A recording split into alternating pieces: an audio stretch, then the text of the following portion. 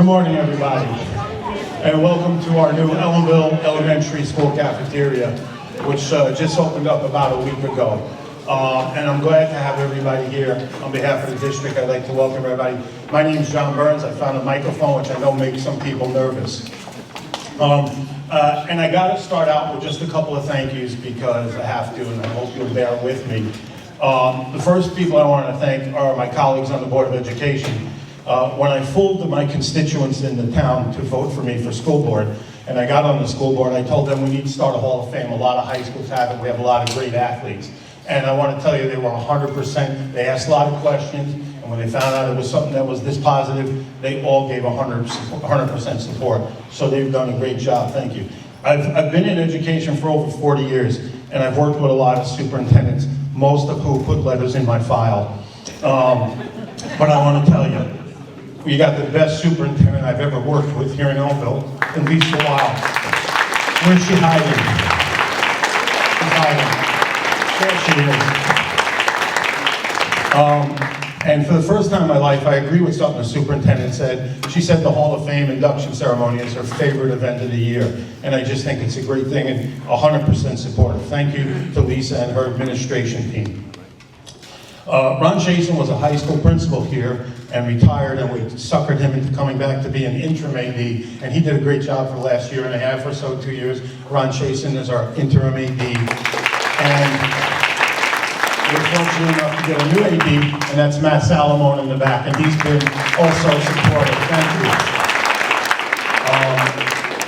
I was talking to our athletic director, Secretary Kim Moore, the other day, and this is a long process getting this event planned and lots of work, and it just seems when it's done, it's not. So I called her yesterday at 3 o'clock, the day before the event, and I said, Kim, I need one more thing, and you know I don't ask for a lot. And there was this silence, and then she said, well, you kind of do. So she couldn't be here today because of a family commitment, but Kim Moore, our secretary, without her, it doesn't get done. In our tiny little school district here, we have probably the best TV and radio station people in the world. So I want to thank Tim Lukaseski and Alan Buckler and their students for the work that they did today. They handled the music, they did the programs, they do an amazing job. And hopefully we can get them a new studio soon. Alan says I've been saying that for years. Next year.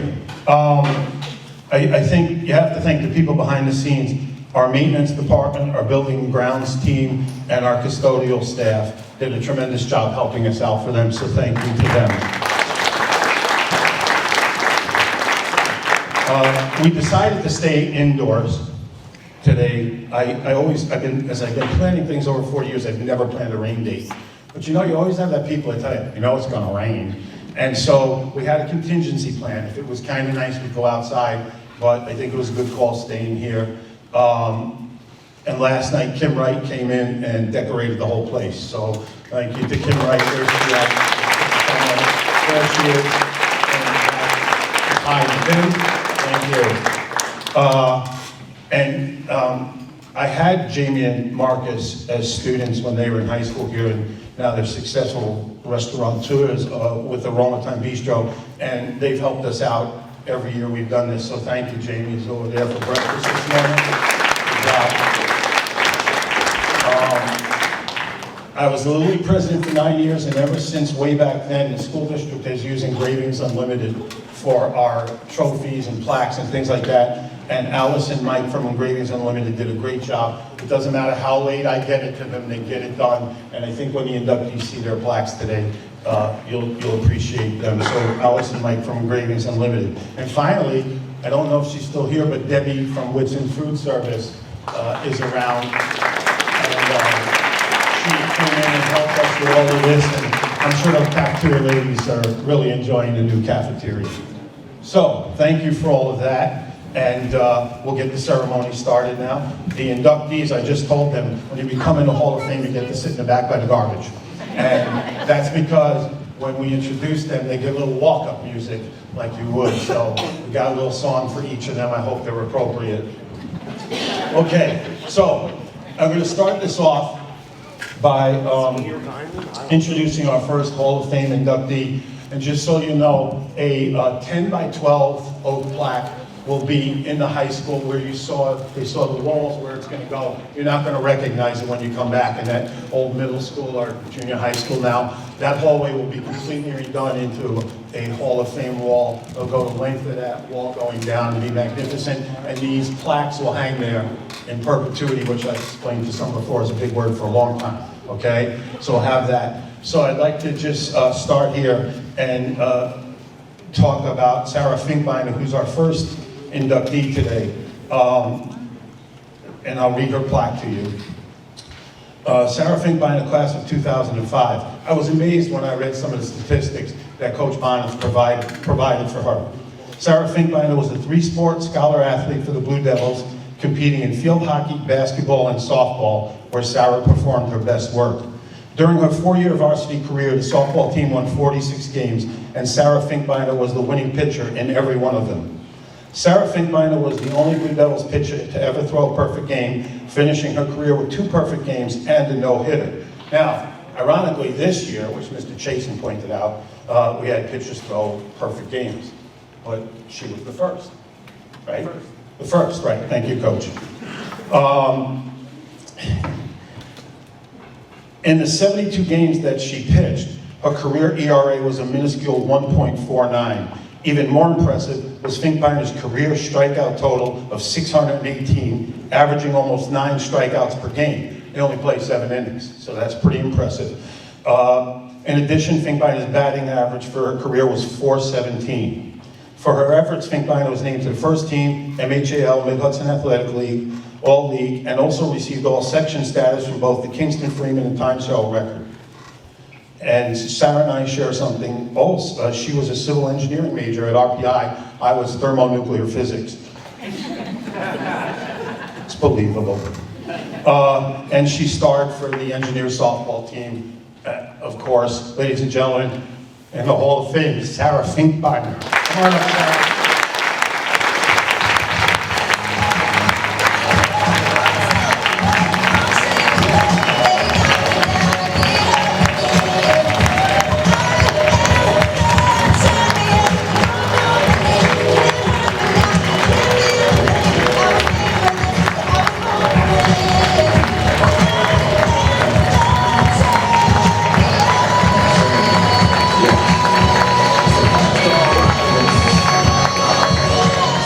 And each inductee gets someone to speak for them on their behalf. So naturally, we got Sarah's softball coach, Coach Bonitz.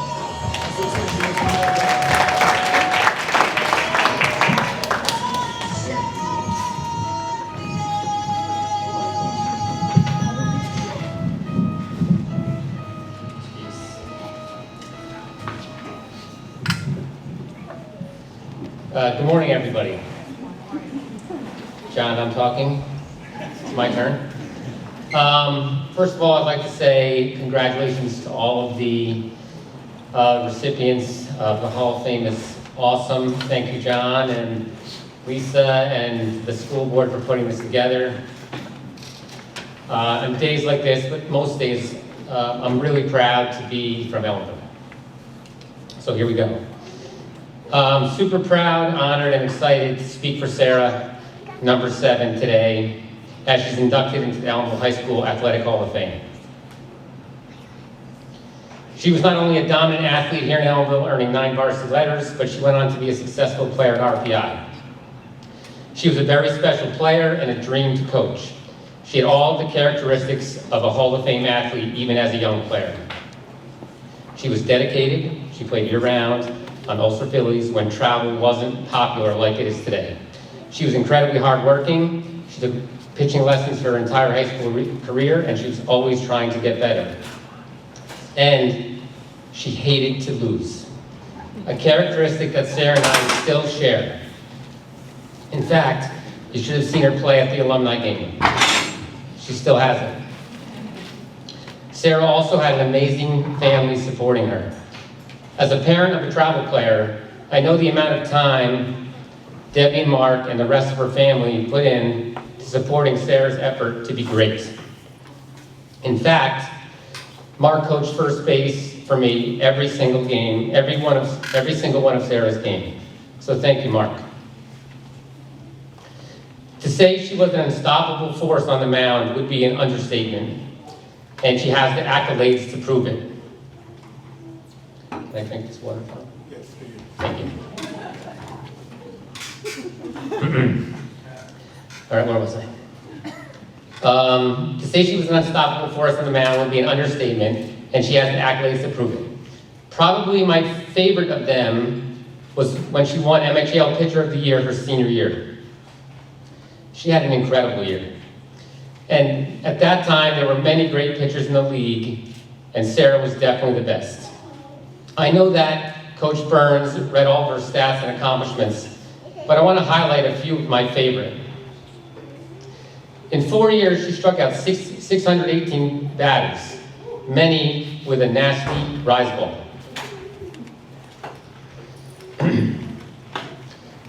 To put that into context, if a pitcher strikes out 100 batters today, you'll see a social media post with them holding up a sign that says, I struck out 100. She struck 114 out as a freshman and 194 as a senior. And I would argue, I haven't got it locked down yet, that 618 is the school record. And nobody on any of my teams has even been close, and I've had some good pitchers. She was so good that if we scored one run, I thought, we're winning this game. Because we didn't have a great offense. One run was usually enough for Sarah. I also loved walking by the trophy case and looking at the plaque that lists her 2 perfect games. No hits, no walks, nothing. Perfection. You know, I'm not sure who was more excited after the first game. Sarah, who was very, you know Sarah, she's very level. She doesn't get too excited. She doesn't get too upset. She's got her sunglasses on. Every game, she kind of hides behind them. But Mark was another thing. He was so nervous during those games. Listen, and she wasn't just a great pitcher. She was also one of our best offensive players. Maybe the best. But I expect Laura would have something to say about that. John said she had a career .417 batting average, and in her senior year, she batted an impressive .484. .484. That means she got a hit every other time she got up, which is incredible. There are many games I could talk about today when I think about Sarah. But, you know, I could talk about the playoff win versus Sullivan West, the game up in Saugerties against a much more talented team, or one of the few times we beat that bastard Mike Milliman for Highland. He was my nemesis. True? It's true. But I like to tell you, so look, let me tell you when I knew that Sarah was going to be great. And it was the first game she pitched for me. That's not entirely true. It was the second game she pitched for me, but because we pulled her up as an 8th grader, and there was some kind of sneakiness involved in that, so that's a story for another day.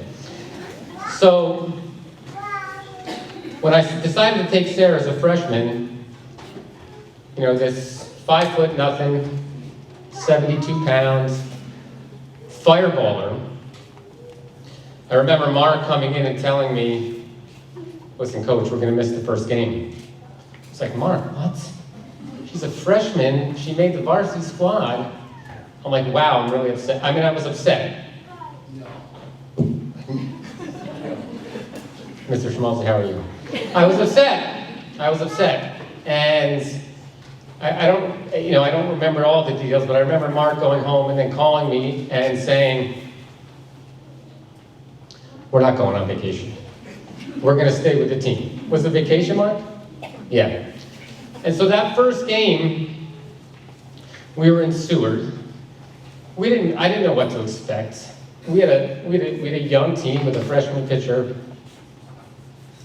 And from the very first pitch, Sarah was dominant. It was a close game.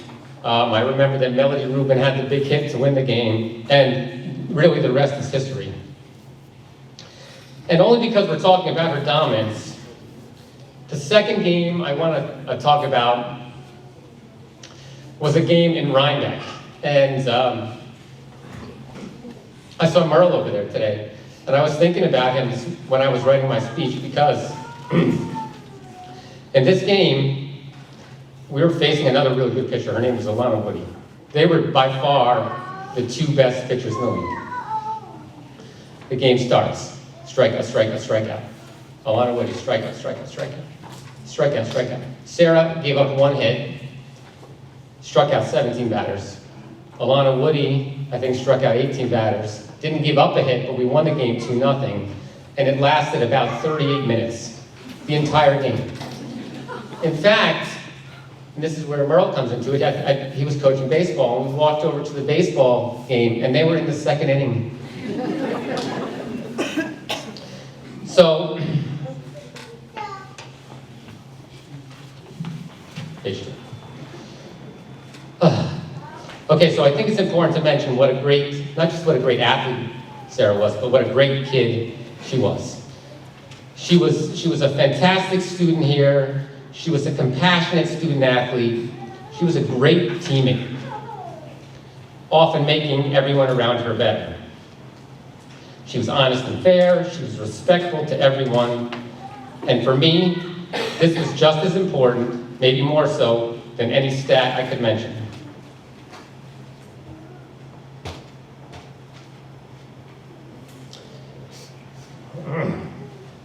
In fact, one of the reasons my daughter pitches is because of Sarah. Come on, one more sentence, let's go. And now, nearly 20 years later, because I'm getting old, she has a beautiful family, husband Jared, daughter Quinn, and an amazing career. Sarah, I'm so proud of you, congratulations.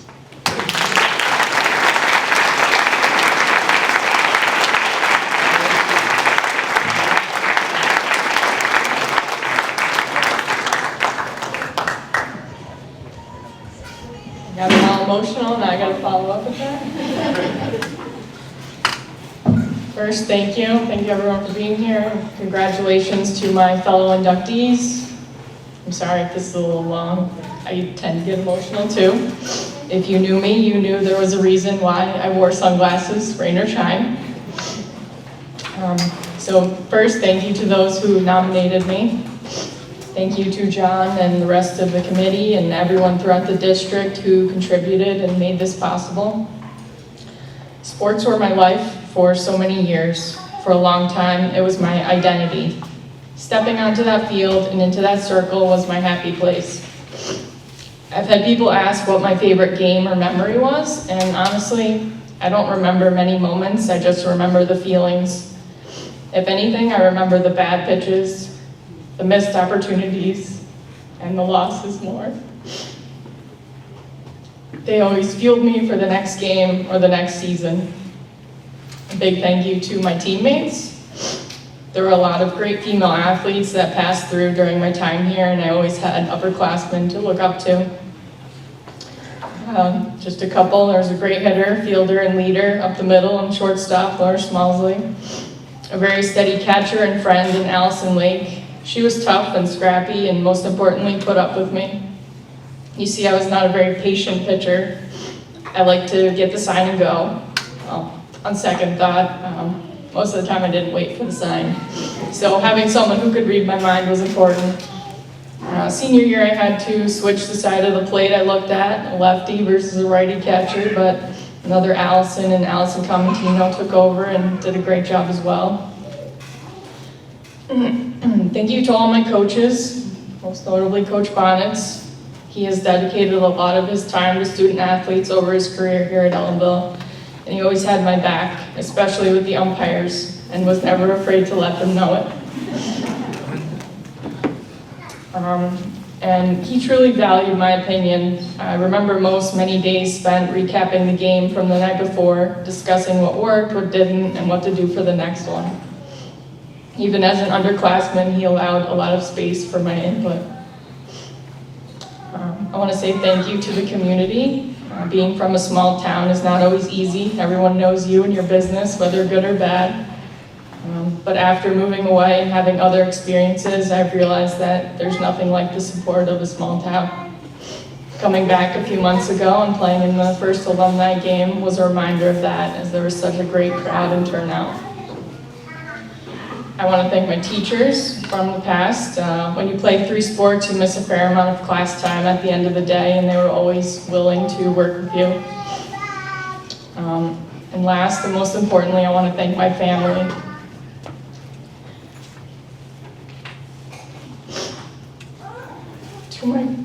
To my grandfather, who convinced me that it was okay to play softball. For a few years, I didn't want to do anything but play with the boys in baseball and Little League, and he convinced me that it was good, and I'm glad I changed my mind. Thank you to my parents, who were my biggest supporters. They were at every game. That includes 4 years of college as well, every single one. A record I know they are proud of, and I'm certainly thankful for. My mom brought snacks and treats for everyone, and my stepdad liked to be a behind-the-scenes helper at all the practices. He carried his bucket and glove everywhere and spent countless hours in the backyard catching for me. And thank you to the rest of my family as well. It was quite common to have my own cheering section, many of them who are here today, and traveled quite a distance, some of them. So it's been close to 20 years, but I think the more time that passes, the more appreciation you have for the past. I'm thankful that I could share this with my daughter and husband today, and they could see where it all started. So thank you again. Thank you for the honor.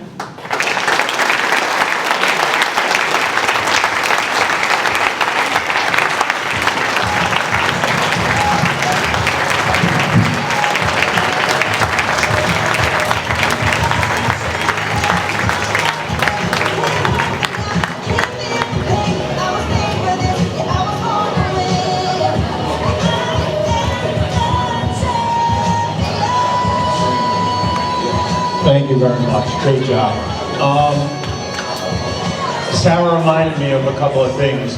One was I forgot to thank the other members of my committee, and one of them is my daughter, so when my wife sees the tape, I'm going to get yelled at. I couldn't have done this without them. Patty Steinoff is just an amazing individual, gets involved in everything and is on the committee. And my daughter Katie is so level-headed, she puts up with me. So thank them for their involvement in this too.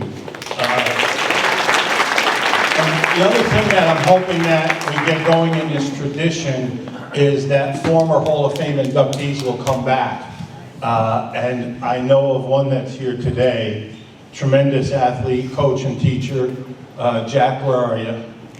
Where'd Jack go? Right in the back over there. And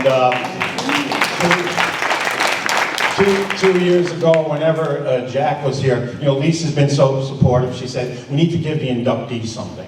I said, well, we give them the plaques. There's no need to give something more. So we came up with these really cool coffee mugs. And so I mentioned to last year, you guys are getting a coffee mug. And as I looked up to the stands, Jack had this look on his face. We didn't get a coffee mug.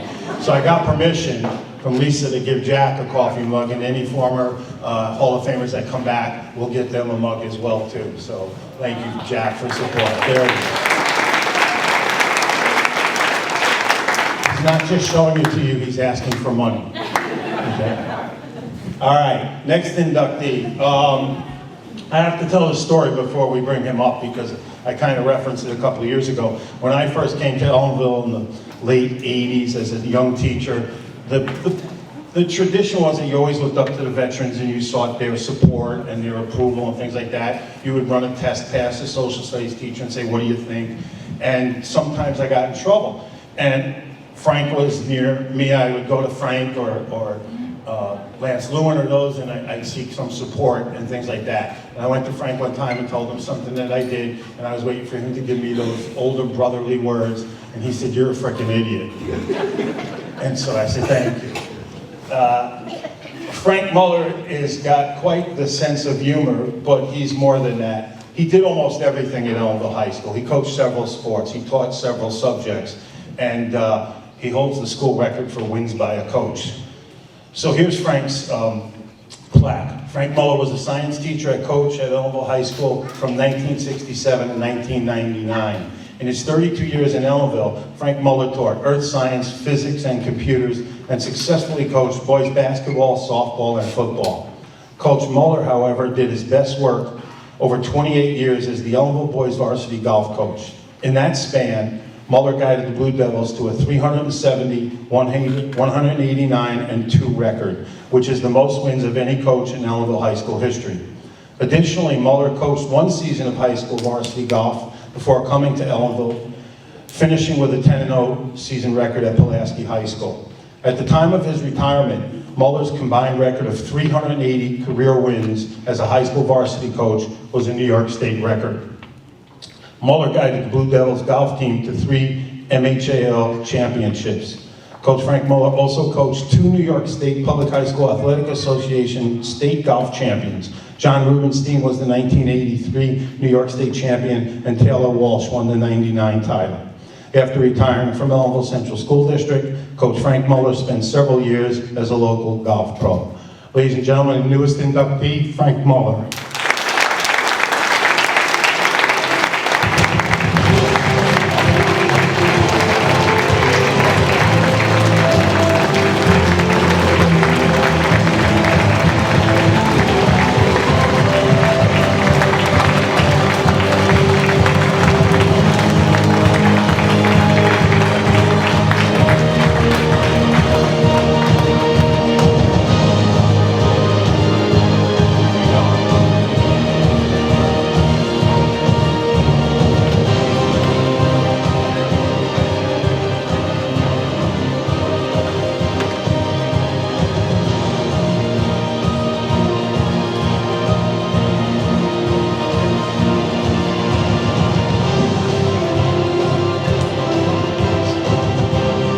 One of the great things about being involved in education is, I know looking back over my career, I had a bunch of kids that were just some of my favorites. And if you're very lucky, you get one kid that is your favorite. And I think, I didn't check this with Coach Muller, but I think John Rubenstein is that kid for him. Yes. And so John Rubenstein was supposed to come and speak for Coach, and called me about 2 weeks ago and said, John, I screwed up. He had a scholarship to the University of Kentucky where he played golf, and this was their reunion weekend. So I said, well, did you talk to Coach Muller? Because I'm not telling him. And he said, I will. And I called him a week later, and I go, did you call Coach? And he goes, no, I haven't gotten up the courage. So he called him, and he sent me something to read on his behalf. So here you go, Coach Muller, for you. You will always be Coach Muller, even though you have asked me 1,000 times to call you Frank. Sorry, Coach, I can't. What a well-deserved honor for you to be selected into the Ellenville High School Athletic Hall of Fame. You coached me for 6 years of varsity golf. What a great time in my life. You led and coached teams which we were so proud to belong to. You taught us the game of golf, gave us structure, and helped hundreds of high school golfers get better and enjoy the game. You coached 2 New York State champions, multiple Section 9 champions, and earned hundreds of high school wins. Pretty cool for a small town like Ellenville. You made sure the Shawangunk Country Club was truly a home field advantage, and it was. None of you present today know this other than Coach Muller and a few of my teammates. I was fortunate enough to win a state championship, 2 Section 9 championships, 4 Ulster County amateur championships, and numerous other amateur events. Coach Muller often played against me in these competitions, and he never beat me. He prepared me to be the best and to compete at the highest levels. The part that you do not know is that every day after school at golf practice, Coach Muller and I would play a match. Me versus Coach Muller. I never beat the coach at practice. I tried, I really did. I never won, never tied, never. I shot a 32, Coach shot a 31. I shot a 35 in the cold rain, Coach shot a 34. I never ever beat him at the gunk. Coach was a really good golfer and a tough competitor. 6 years of Coach Muller golf practice beatdowns made me a state champion and Division I college golfer. It also proved that Coach Muller was a great golfer, a fantastic coach, and a lifelong friend to every member of the Ellenville High School golf team. For Coach, the team always came first. Congratulations on your induction, Coach Muller. All the best, John Rubenstein, class of '83. Frank, you want to say something?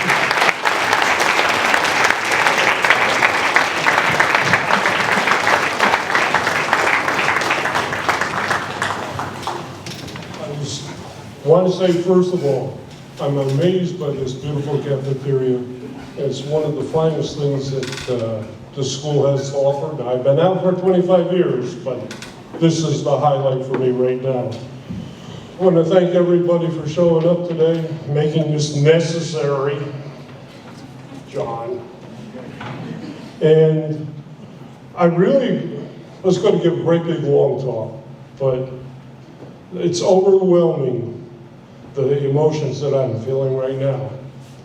I mean, I could mention like Jonathan Berger, I could mention all the rest of the kids. Jonathan Berger was the first of my golf team. He and Eric Krieger were the mainstays, but Jonathan Berger and I used to play in the two-man championship, Ulster County, which we won 4 times. So after doing that, my son became Jonathan Muller, and that was in strict honor of my partner, Jonathan Berger. And I hope you realize what you meant to me. My golf, I started as a caddy at Schwanger Country Club. I went to the caddy master, I became a greenskeeper. I went to college, and my coach was Carl Chugger Davis. He was a former football and baseball coach, but he instilled in me the true meaning of playing golf and what it was all about. And I would, even though he's up in the heaven looking down at me today, I would like to thank him publicly for all he did for me. And I have a great big long list of kids who played golf for me. They weren't all males. We actually had some female golfers on the boys' team. One of which that I remember was Jody Horowitz, Dr. Fred Horowitz's daughter. And others that were there were, well, whatever. I'm too nervous to think of what I was going to say.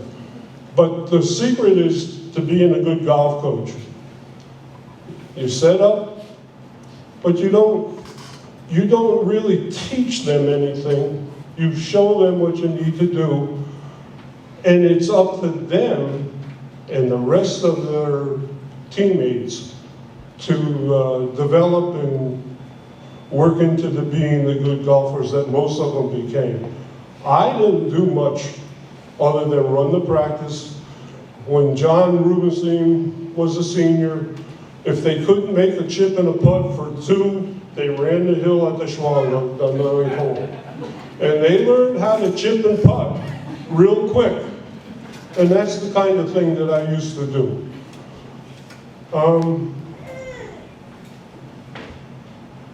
And as I left teaching 25 years ago, I became a golf pro at the Ellenville with Jeff Walsh. Now, I would be not frank if I didn't say that was one of the better times of my life, being a golf pro with Jeff Walsh. It also so happens that Taylor Walsh, his son, was a state champion. Now, I don't know which club's which, but that's fine. There were several other golfers that I had that became golf pros.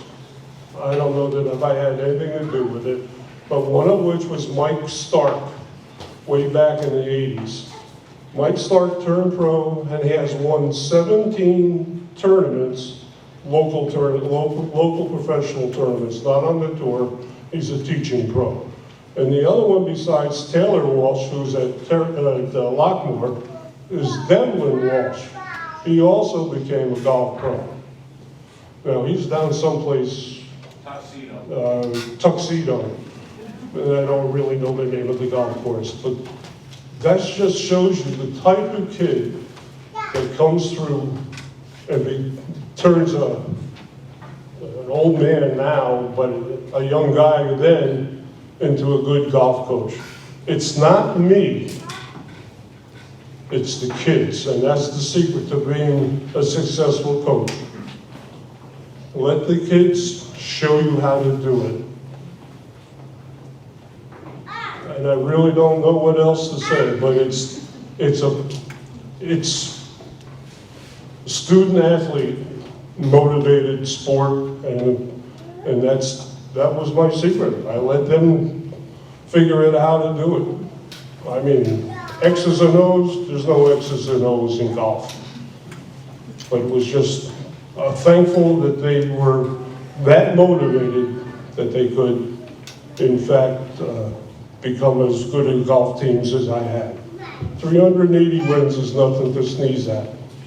And I'm very proud of it and proud of all my kids. Thank you very much.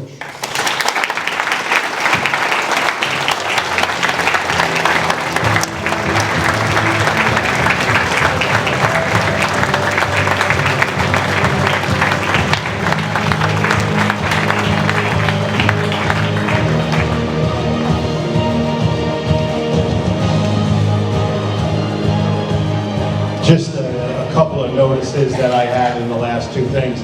Frank started talking out by how he let the kids do their thing and he wasn't really, much of it. And I think that the golfers would disagree when John Rubenstein said he's one of the greatest guys he ever met in his life. But he started talking about you let the kids do their thing and you just teach them what they need to know, let them go and do it. And then he got into making them run sprints up the hill. So I don't know if it was all just letting them do, Frank. And I want the superintendent to see if we can get Coach Bonnet some counseling, because Sarah graduated 18 years ago and he's still ticked off at the Highland coach. He needs to let that go, okay? This next group of people coming in was really exciting for the committee to talk about. And when we got the nomination, actually Coach Liebenauer nominated it, and unfortunately he passed away in the interim. And Paul Tenenbaum, who was a teacher here, also did a nomination. And so you have to go and look up guys that graduated. This is wrong, my apologies. It's not 67, 68. I tried to make you guys a year younger, I'm sorry. But it's 66, 67, and you had to go and look up people, and it was difficult to find some people. I just want to relate a couple stories in my search. First off, for the first time since college in the late 70s, I was back in the library looking up the microfiche. And the lady said to me, have you ever done this before? And I said, yeah, back in the 70s. I spent 3 hours reading the Ellenville Press articles on this team. And it was really pretty amazing. The team used to pack the gym. They were a high-scoring team. And there was a group back in this particular year that was anti-school for some reason. I asked Lisa about it, but she said she wasn't old enough to remember that. But there was a group that go to board meetings and write letters to others, and they just didn't like the school. And finally, the press put an editorial out and said, if these individuals that are so angry would go down to the gym on a Friday night and watch what these kids and the coach are doing for this community, they'd change their mind. And I think that that's the kind of spirit that this group brought. There were 12 people involved with this team and a coach, and we reached out to many. So I just want to do something, gentlemen. I got your permission to do this. The ones that we know are deceased are John Ford, Jan Caro, and Manfred Au are deceased, along with Coach Liebenau. But, so I had to make a lot of calls to try and find people. There are a couple of people that, Robert Blossom's not feeling well, was in a wheelchair, he couldn't get here, a couple others. Mr. Tenenbaum is somewhere on vacation right now, he had planned out. But we did get 3 gentlemen back here for this. But I got to talk to Coach Liebenauer's widow. She's 86 or 87 years old. She's living in Jersey. And when I called her, I had to convince her I wasn't a salesman. And when I told her the story of what we were doing, she got a little emotional and says, wow, you've really made my day. So I said, well, let me make your day a little bit more. If you give me your address, I'll mail you his plaque. And she started crying. I don't know the woman, I started crying. And she said his grandkids would love to see that. So just a great story. And now I want to introduce, read to you the plaque on the 66-67 basketball team. Also, just a note, in this time, we played against much bigger schools. The team played against Middletown, Monroe, and those guys, and held their own. It says here the 1966-67 basketball team. The men's basketball team finished their season with an 18-3 record, setting a school record for wins and giving the Blue Devils their first ever do-so Dutchess, Ulster, Sullivan, and Orange County League Championship. Coach Howard Skip Liebenau's Blue Devils played before packed crowds. The 66-67 Blue Devils were a high-scoring, fast-breaking team that regularly scored 90 points or more. The team had a season high of 109 points in a win over Onteora when most scoreboards didn't even register triple digits. As a result of their efforts, the 66-67 Blue Devils placed 6 players on the all-league team. The 66-67 members, I'd like to read them off and then have them come up. Robert Blossom, Neil Nissenbaum, John Ford, Manfred O, Janet Caro, Nate Shorter, Jerry Kreitzer, Paul Tannenbaum, Howard Lipson, Steve Wagner, Tom Murray, manager Dave Jenkins, and coach Howard Liebenau. Ladies and gentlemen, the 66-67 men's basketball team.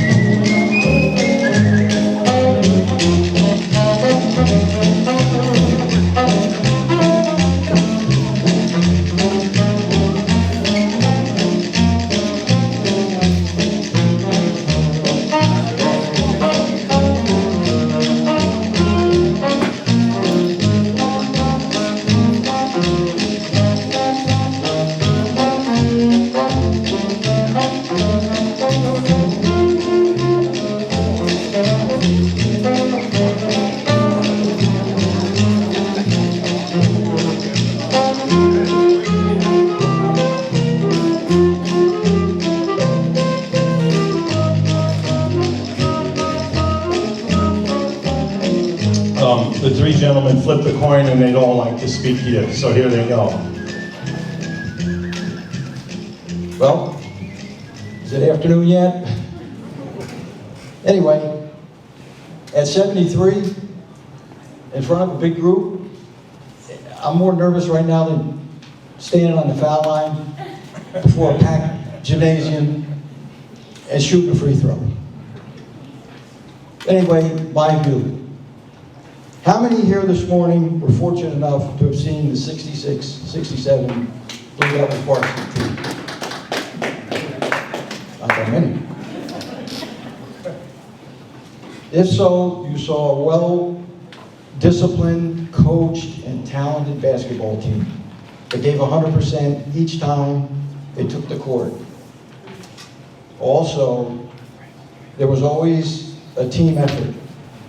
They were fundamentally sound on offense and defense, good shooters taking quality shots, tenacious on defense, defensive full court pressure, start to finish, and in great shape. Scored many points off the press. Had a great fast break offense. Rebound out and down the court. Good free-throw shooters. And deep off the bench. Our starting 5 is actually 6. Nate Shorter, all around the basket. A great rebounder, great touch, a beautiful shot. Soft touch, an uncanny knack of tapping in offensive rebound back in of other players' shots. John Ford, a great all-around player. His head was always in the game, a leader. PT, Paul Tannenbaum, the court general, a great ball handler, could pick your pocket with ease, steal the ball from you in a heartbeat, on-the-money jump shot, and a tenacious defensive player. Bobby Blossom, sneaky fast, a great leaper for his size, unlimited energy. He could score from anywhere outside and inside, and always had a smile on his face. Jerry Kreitzer could box out anybody. A sneaky rebounder, he was always in the game. Nice touch around the basket. Jan Carroll, a great soft shot, a great defender, all net from the foul line, and could get a pass by any defender. Neil Nissenbaum, you wouldn't want him to guard you. He was tenacious on defense, sneaky fast, great vision on the court, and a great team player. Howie Lipson, one of the best set shots from the corner. All net, on the money, had quick, long arms, and tough on defense. Hard to get a pass by him, too. Manfred O. and Steve Wagner, our twin towers. Good defenders, I wonder why. Hard to get a shot over them. They were great rebounders, soft touch around the basket. Tom Murray, I could run all day. Always tried to give 100%. I love the game, and honored to play with this talented and wonderful team, and I cherish the memories. Thank you.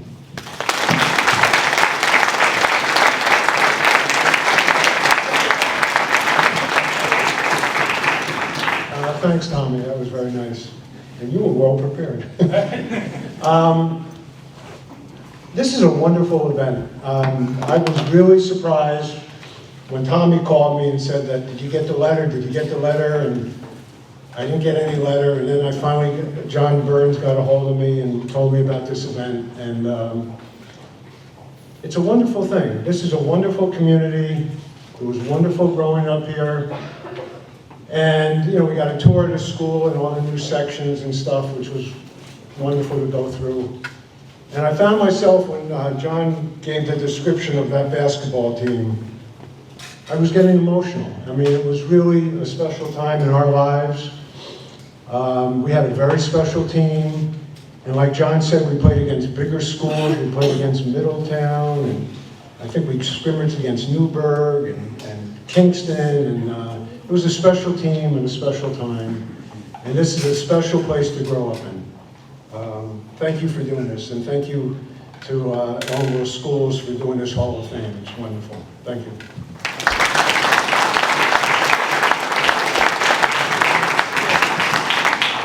Good afternoon. Howie and Tom said it all about this team. That team, 67, 66, 67, was a great team. We had 6 or 7 players who scored double figures at any given time. That's why we scored so high. And back then, of course, you know, we took it serious. There wasn't no technology, video games. This was our only rec. So this was where our heart was in winning. I remember one time in Monticello, they had a good team. That was one of our biggest rivals. About a guy named Willie Bradley. He was a center, and I was a center. He was guarding. And they used to beat us, but we beat them this time.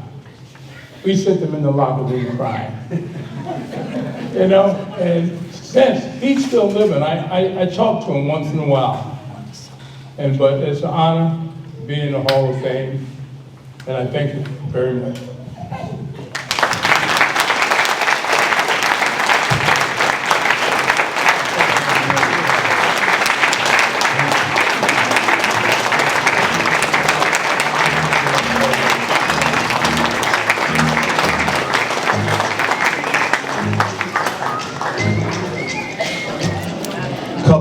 Our football team's got to go in about 10 minutes to get ready for the game.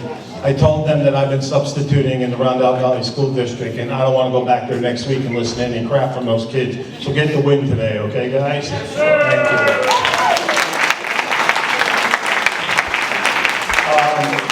I just want to explain something to you. When it was difficult finding these gentlemen. And I won't say they're old, I'll say they were experienced. That's what I'll say when we give a little. We say they were experienced guys. But for those of you that are younger, let me tell you what a set shot is. It's a jump shot without jumping. And back in the day, some guys were pretty good at it. And that's the case that they said there, but thank you very much. All right, I saved this young man for last because he's the youngest and he could sit by the garbage pails the longest. But really, kind of a special young man. Like Sarah, a 3-sport star, an outstanding student. I don't know if he was, but I just threw that in there because nobody ever doubts it. Johnny, pretty good in the classroom? Yes? All right. Went like this. Good. Let me read his plaque here. John Paulson, class of 2011. John Paulson was one of the greatest all-around athletes in Ellenville High School history. Paulson was a standout athlete in soccer, basketball, and track and field. As captain of the soccer team, John Paulson led the Blue Devils to a school record for wins in his senior season. Paulson tallied 81 career points, including a school record 55 goals. Paulson was named Mid-Hudson Athletic League and Times Herald Record All-Star. In basketball, John Paulson scored 1,006 points, reaching that milestone in fewer games than any Blue Devils player.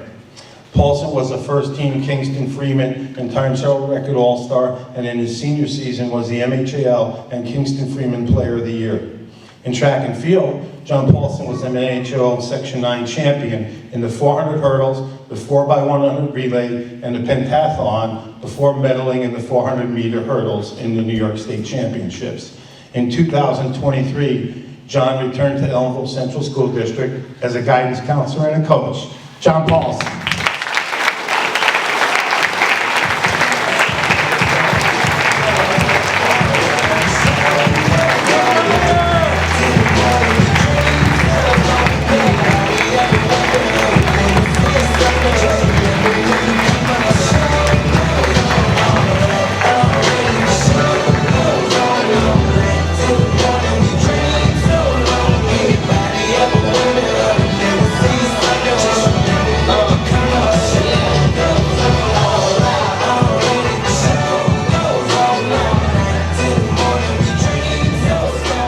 All right, we got a special treat here. Coach Bonnets gets to talk about 2 athletes today, and I just said to him, don't be angry. Coach Bonnets, you want to come up and talk about Johnny Paulson, please?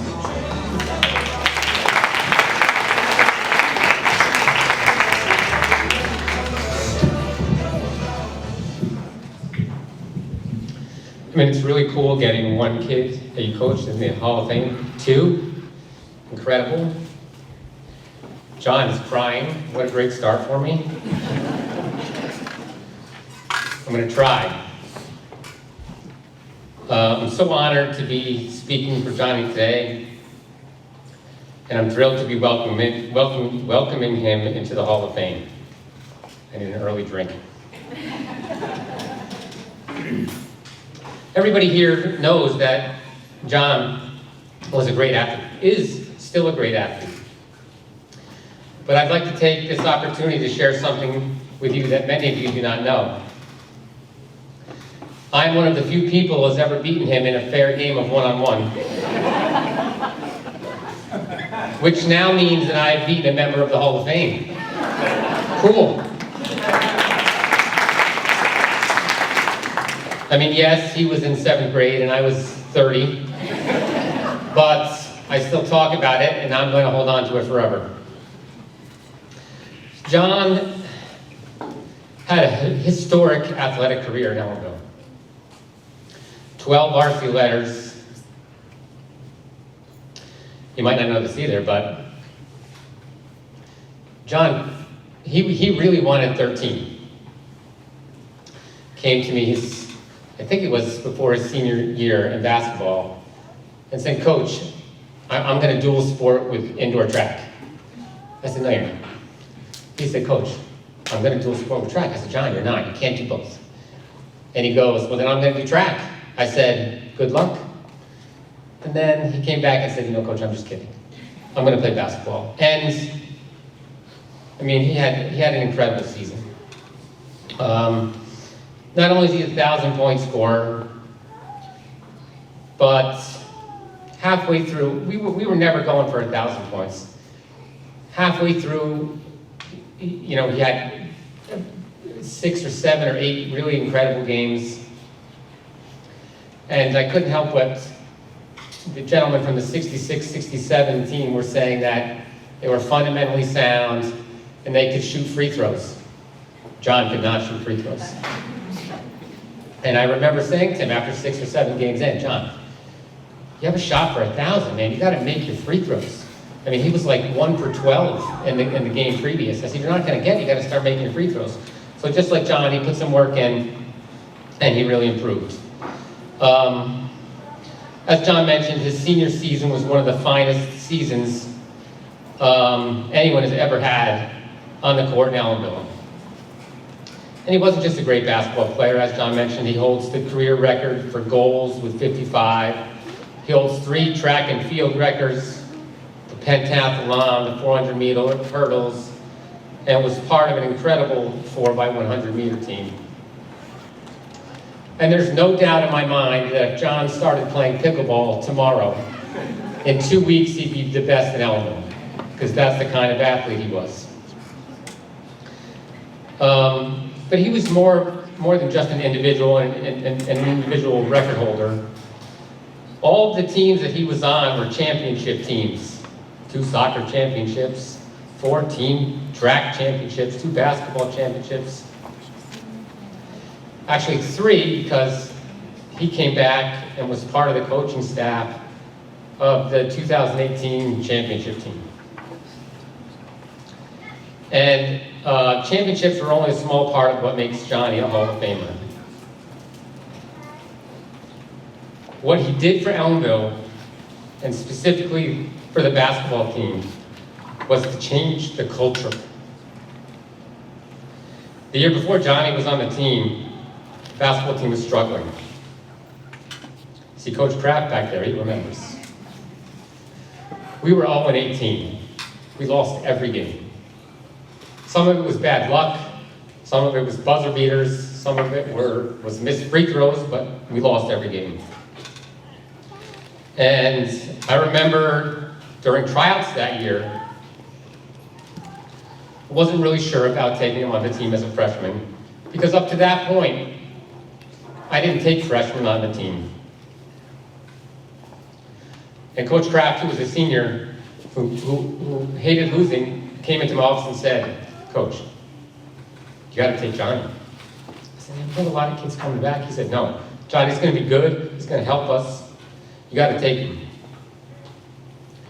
And Johnny and that team, Kraft, Lewis, Hyatt, Burns, Rogers, Sassenscheid, and a few others, along with Johnny, were instrumental in creating the sustained winning program that we've enjoyed the last 15 years.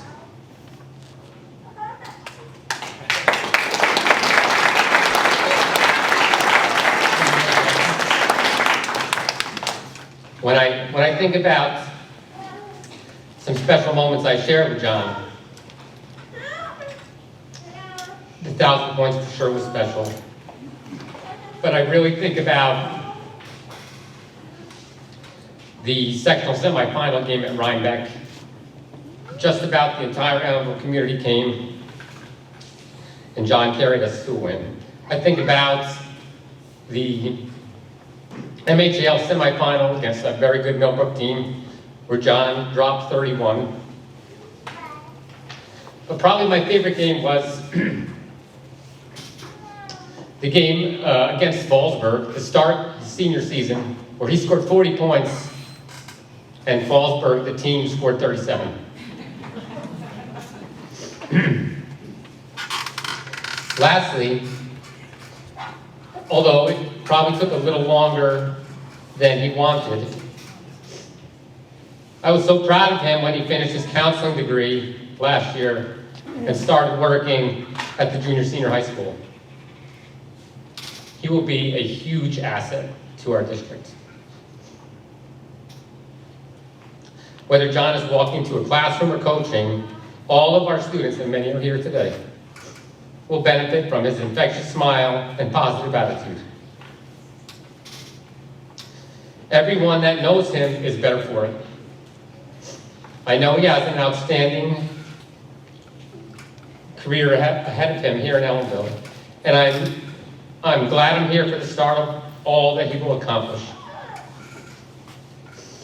Last year was really a special moment for me, watching him coach his first basketball game. A win against the Mount Academy. And finally, I don't mind telling you that my wife and I have always considered Johnny our 7th child. We have 5 kids, but Jen made sure that I said we consider Carly number 6. Johnny's 7. And John, we look forward to following your great career. I have a feeling that the best is yet to come.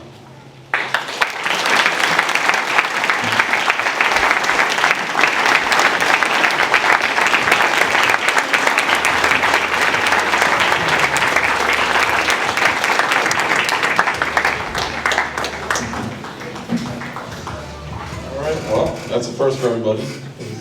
Many people don't know that I cry.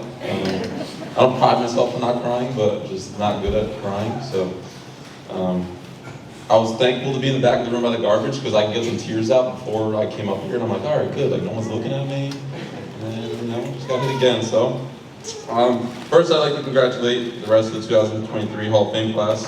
You guys are awesome, and it's really special to be with you guys and share this moment. Especially the people, I know a couple of them, and Sarah probably doesn't know this, but I live right down the road from her, and I've always known she's been an amazing softball player. Frank, I've got to play golf against for the last couple of years, and the rest of the crew I know of, and John Burns, I kind of grew up as a little guy running around, so, because unfortunately, I'm best friends with his daughter, Coach of the Year, Coach Burns. But yeah, so congratulations. Thank you for the district for doing this. I think this event is absolutely amazing. This might top, anybody asked me what my favorite moment was in high school, it was the ETSRPA dinner.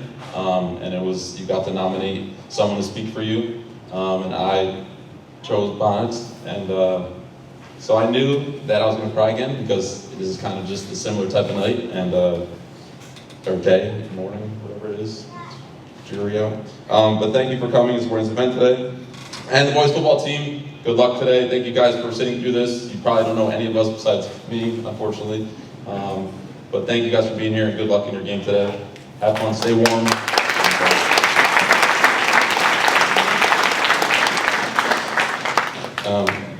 As I thought about actually being in the Hall of Fame, I kept getting asked, like, are you excited for your day? Like, are you excited for your day? And I'm like, I am. Like, it's amazing, but it's a weird excitement.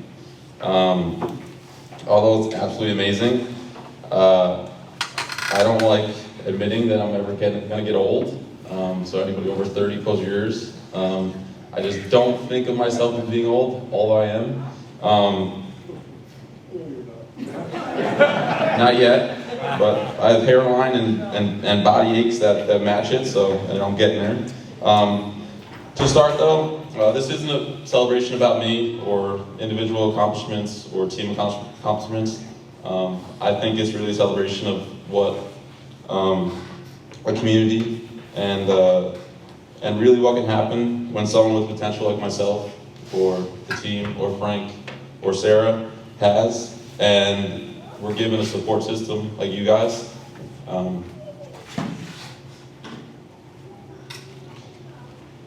To really not let us fail, right? We, as athletes, have this kind of drive, but a lot of times it's easy to give up. But when you have coaches and teachers and faculty members and parents kind of rooting you on, it makes life a lot easier. So thank you guys, and I think it's a celebration for all of us, not just us sitting up here.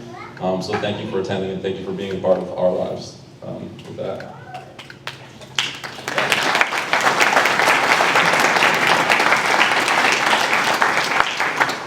All right, I'll try to speed this up. Along the list of thanks, I must give my family, close friends first. My dad is the best person in the world.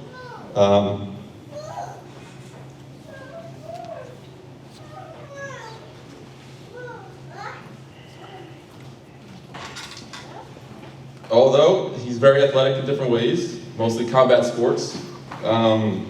I gotta make some jokes now because I'm crying. All right. He's very athletic. He's very martial arts. He's great. You know, if you see him at the house, he's probably shadowboxing somebody or himself or Lillian. I'm sorry, he probably got accidentally kicked or something. He is very athletic, but it's in different ways, right? Everyone who's seen my father try to play basketball at faculty games must know that my mother was the baller in the family because he is not giving me any of that. Okay. Thank you for allowing us and a bunch of our friends to play tackle football in the house and break unlimited amount of objects. So thank you for that. My brother, who's always been tough on me, and my sister, more my sister than me, sorry. So we kind of picked on her a lot, but never let us win in anything, so that's what made me hate losing. He was great basketball player as well. My sister, who was the absolute best, who was also very athletic, but she used to play with all the guys and keeps up with them, and she still does that open gym. She's a special person in my heart. Thank you for always supporting me. She's a little opposite of me though. She loses and she can laugh it off. I'm gonna lose and I'm probably gonna go and practice until I don't ever lose again. To my friends, Mike Walsh, Pluso, Andrew, they're older than me, so thank you for beating the crap out of me for like 6 or 7 years of my childhood until I was like 14, and then I was taller and stronger than you guys, and now I've been giving it back to you guys ever since, so sorry, you're probably never gonna beat me again. I love you guys. You guys are the best. One thing I love about this community is we grew up in Green Acres. I mean, we played football, we played manhunt, we played anything, right? And if somebody saw us, they didn't yell at us, they just let us play. If we were in their yard, they were like, have fun, right? I think that part of my childhood is one of the fondest memories ever, playing sports in Ellenville with my friends, playing bike tag. It really was something that pushed me because I was the little guy. So thank you guys. To my coaches, thank you for allowing me to be me, which I know is very difficult, but you have all shown me tough love, which is, for me, exactly what I needed. Each have taught me very valuable lessons. So I can't forget about my modified coaches. Coach Cav, I think it was his first couple years, he coached baseball, and our baseball team was a bunch of clowns. It was the funniest, I don't even know, 10 games, I don't even know how many games, I don't know if we played games, but practice was way more fun than anything, so thank you, Cav, that was awesome. Coach Hart, but he's not here, he is at a different district. He was stepping in any sport possible. I don't even know what he played, but he would coach field hockey if he had to. He taught me about peaks and valleys, okay? So our baseball team, peaks and valleys are, you know, you win, you're in a peak, you lose, you're in a valley. We're in the deepest valley of all time, because I think we lost every game by like 40. And what he taught me was, he was always positive. He gave the same speech, and he always just looked at something positive. So I try to carry that with me. Mr. Mead, who changed the entire culture of soccer for the school.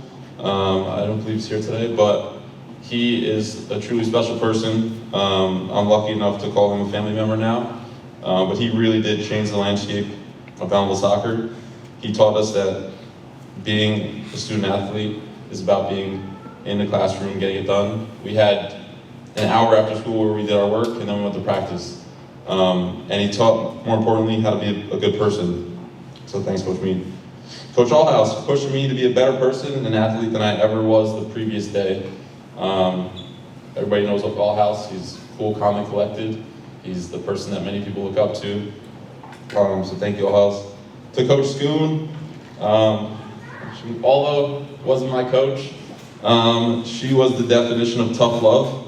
A good story for that. We're at the state meet, and I'm getting ready for the 100-meter hurdles. And I'm like, Schoon, I really need help with my hurdle form. And she knew at that point that it was too late to do anything, so she knew that she needed to make me laugh. She's like, listen, buddy, you're doomed. I'm sorry. Your form is awful. And she wasn't doing that to make fun of me. She was doing that because she knew that I was freaking out and I needed to relax. So thank you, Schoon, for always being there. And now, on to Bonich, Coach Bonich. I, 1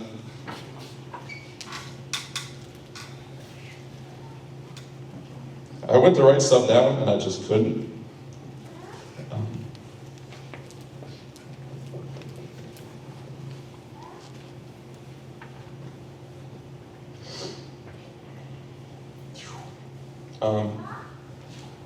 Bonus to me, just like many other people, is an amazing father figure.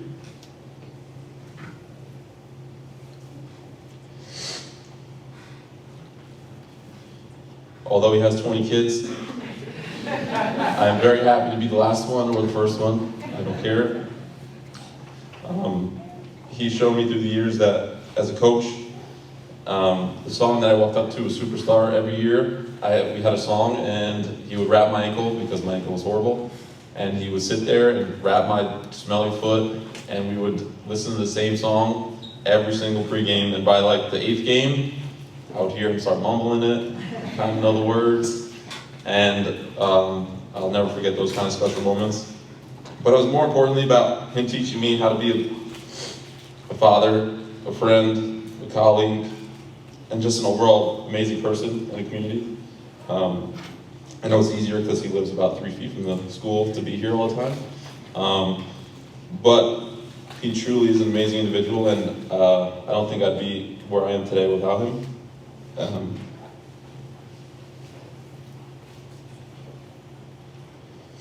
And as an athlete, it was special, but being able to coach and learn from him and to give back to the kids, some of the kids in the back, that I can give back to. Marlon's here today, who's an amazing kid, track athlete that I was able to help, and kind of, he looks up to me. I just, one day, hope to be an inspiration as the coaches, the colleagues, the staffs of this community is to someone else. So thank you all for sharing this amazing moment with us, and I look forward to supporting the kids as much as you guys supported me, so thank you.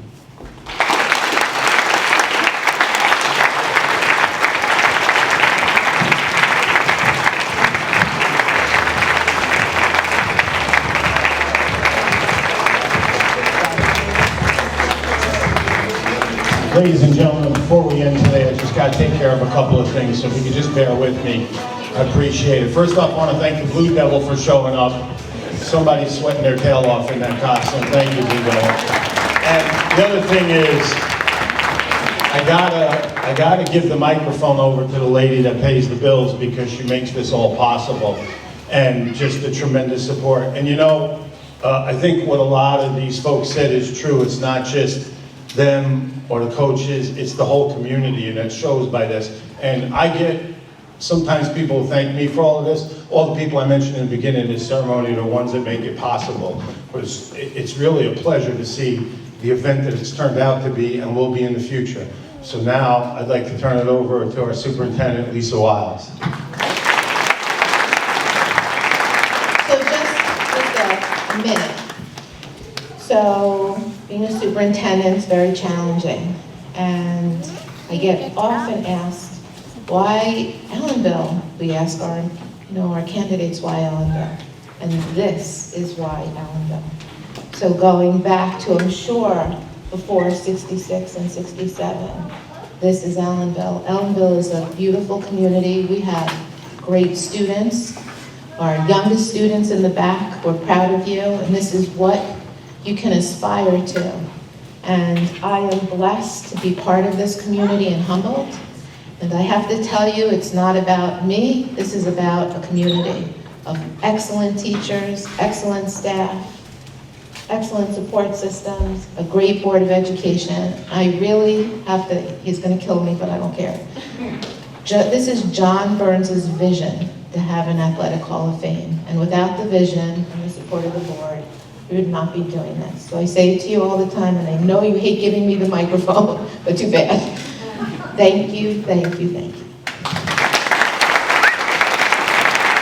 Thank you. And unfortunately, Superintendent Wiles has had to tell people since she's known me, when something happens and they say, what happened? She said, John Burns made him cry. And today I did it again, but it was really in a pleasurable way. Thank you all. I just want to make one more announcement. We accept applications, nominations from people. The board, the committee that we work on doesn't pick the Hall of Fame, okay, because that wouldn't be fair. We take whatever comes in and we decide who should go into the Hall of Fame. And here's what they said. I finished my career in Beacon. I started in Ellenville, I finished it in Beacon, and Beacon had a Hall of Fame. And what they say you do is you take your top athletes. In football, it's your Walter Mosley. There's something for those guys in the back to shoot for. You take your Walter Mosley, they go in the Hall of Fame, and you measure everybody else against them. So the kid that wins the 400-meter race in the MHL and becomes a champion, that's nice. That doesn't make him a Hall of Famer. Okay, you have to measure them against the top. And I'm proud to say, on behalf of my daughter Katie and Patty Steinoff, that everybody that we've picked in these 5 years offered nominations has been a true Hall of Famer. And that's the best thing to do, because when you talk about like an all-star game, everybody argues who could have made it, who didn't make it, who should have made it. And nobody has said a word about the people that are in their true Hall of Famers. So if you think that you know someone that may have done some things, we have different categories. We've got coach, we've got team, we've got individual athletes, and we have an honorary member. We had one in already. So if you think of anybody that fits that, it's on the website, and we'd really like to see more nominations come in and make our job easier in picking people. Thank you for coming. It's been a tremendous day. Have a great day.